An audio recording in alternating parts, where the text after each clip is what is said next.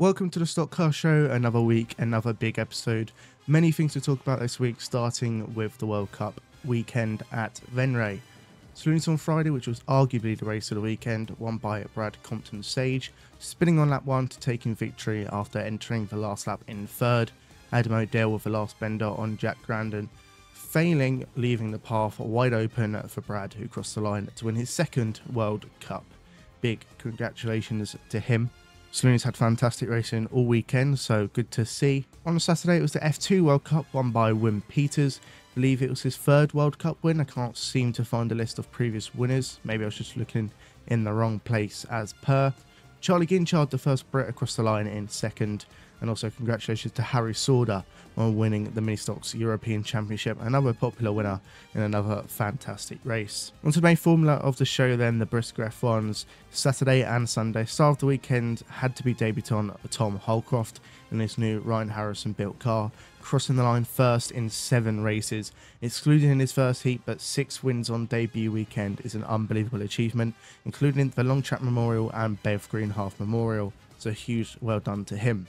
But I'm sure the biggest talking point from the weekend and the feel-good factor, probably in the last decade if I'm being honest, Matt Newson, around 24-ish years of trying, has finally won a major title in Brisker F1 stock cars, rolling over before even making the line at the first start, getting it fixed just in time to make it for the grid for the restart, and surviving a mammoth last bend attempt from Richard Falconer to hold on to it and become a World Cup champion.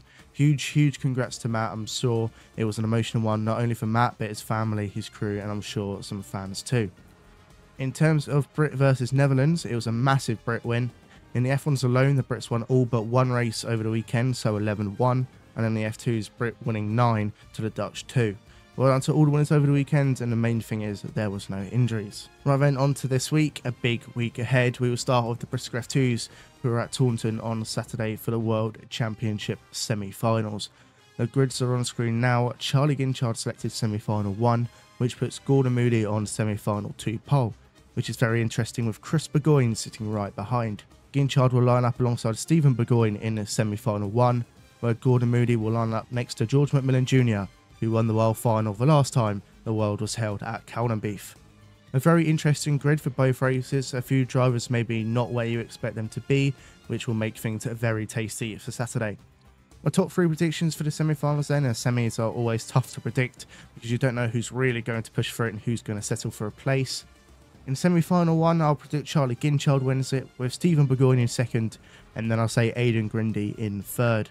Semi-final 2, I reckon nothing too explosive will happen, and see Gordon Moody win, Chris Burgoyne joining Stephen on row 2, and George McMillan in third. This will be the 4th year in a row of a Ginchard Moody front row in the World Final as well, if that does happen. What's your predictions? Please let me know in the comments. F1's end this week, and this sees the start of the National Points Shootout. The 16 drivers contesting for the silver are Frank Wayman Jr., Tom Harris, Matt Newson, Callum Thornton, Finn Sargent, Danny Wayman, Lee Fairhurst, Carl Hawkins, Dave Polly, Paul Hines, Catherine Harris, Frank Wayman Jr., Craig Finnegan, Bobby Griffin, Charlie Sauder, and Sid De Vries. There are 42 drivers booked in for Bradford Saturday, which is very good. I'm sure with it being a shootout, there'll be good racing and talking points. One of the big talking points though is cars, and we have the first Brisker F1 driver involved with the stock car show, and that driver is someone that starts on the front row for the World Final for the first time, and first time shootout contender 368 Callum Thornton, and that is the ex-Paul Harrison Shale car, updated with the Tom Harris Motorsport setups and suspension to give him the best chance possible at silver and gold in a few weeks as well. Callum has been many fans' driver of the season so far, and it's clear to see why, with his form on tarmac and becoming the youngest driver to win a semi-final. So huge thanks to Callum for getting involved.